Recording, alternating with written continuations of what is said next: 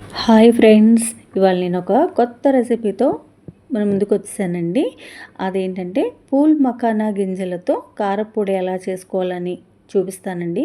Previous వీడియోలో నేను బీరకాయ తొక్కులతో కారపొడి ఎలా చేయాలో చూపించాను కదా. ఇప్పుడు పూల్ మఖానాతో కారపొడి, అదేనండి తామర గింజలతో కారపొడి ఎలా చేసుకోవాలనేది చూపిస్తాను. ముందుగా మనకు కావాల్సిన ఇంగ్రీడియంట్స్ ఏంటంటే ఎండు కొబ్బరి, పచ్చిశనగపప్పు, మినప్పప్పు, కొద్దిగా మిరియాలు, జీలకర్ర, వెల్లుల్లి రెబ్బలు, తెల్ల నువ్వులు, కరివేపాకు, అలాగే కొంచెం ధనియాలు, కొన్ని ఎండుమిరపకాయలు. ఇవి మనకు కావాల్సిన ingredients. Main ingredient pool makhana. ఇవన్నీ కూడా ముందుగా రెడీ చేసి పెట్టుకోవాలి. ఈ పూల్ మఖానాలో మనకి కావాల్సినన్ని పోషక విలువలు ఉన్నాయండి. పూల్ మఖానా గింజల్లో 1650 మిల్లీగ్రాముల మెగ్నీషియం హై లెవెల్లో మనకు దొరుకుతుంది. అలాంటి పోషక విలువలను పూల్ మఖానాతో ఇవాళ సరికొత్త రెసిపీ ఒకటి తయారు చేసుకుందాం. ముందుగా పాన్ తీసుకొని దానిలో నెయ్యి వేసుకొని దానిలో ఈ పూల్ మఖానాన్ని ఫ్రై చేసుకోవాలండి. ఇలా తెల్లగా ఉన్న పూల్ మఖానాన్ని కొంచెం కలర్ వచ్చేలాగా ఇదిగోండి ఇలా తిప్పితే వాటిని చిదిమేలాగా ఫ్రై చేసుకొని పక్కన పెట్టుకుందాం. నెక్స్ట్ మళ్ళీ ఒక పాన్ తీసుకొని దానిలో ఆయిల్ యాడ్ చేసుకొని మనం ఏమైతే ఇంగ్రీడియంట్స్ అన్నీ రెడీగా పెట్టుకున్నామో పచ్చిశనగపప్పు, మినప్పప్పు, మిరియాలు, జీలకర్ర ఇవన్నీ కూడా వేసుకొని ముందుగా ఫ్రై చేసుకోవాలి.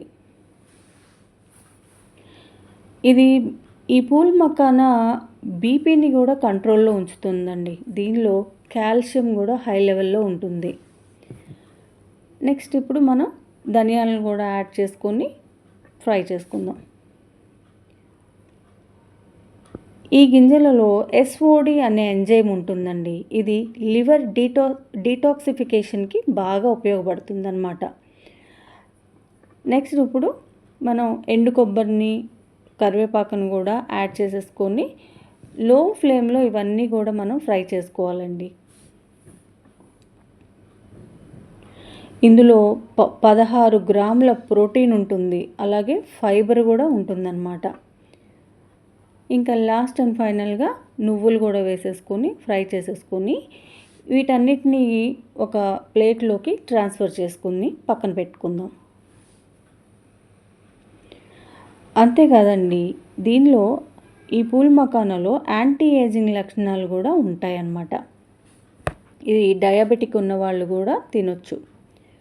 నెక్స్ట్ మళ్ళీ ఒక పాన్ తీసుకొని దానిలో కొంచెం ఆయిల్ యాడ్ చేసేసుకొని ఎండుమిరపకాయలు కూడా ఫ్రై చేసుకుందాం. ఇప్పుడు ఒక మిక్సీ జార్ తీసుకొని దానిలో మనం పూల్ మఖానా ఫ్రై చేసి పెట్టుకున్నాం కదా, వాటిని గ్రైండ్ చేసేసుకోవాలి. ఇదిగోండి ఈ విధంగా గ్రైండ్ చేసుకోవాలి, కొంచెం బరకగా ఉండేటట్టుగా. నెక్స్ట్ మళ్ళీ మిక్సీ జార్ తీసుకొని దానిలో ఎండుమిరపకాయలు కూడా వేసేసుకొని కొద్దిగా రాక్ సాల్ట్ కూడా యాడ్ చేసుకోవాలి. అది మనం రుచికి తగినట్టుగా తీసుకోవాలండి.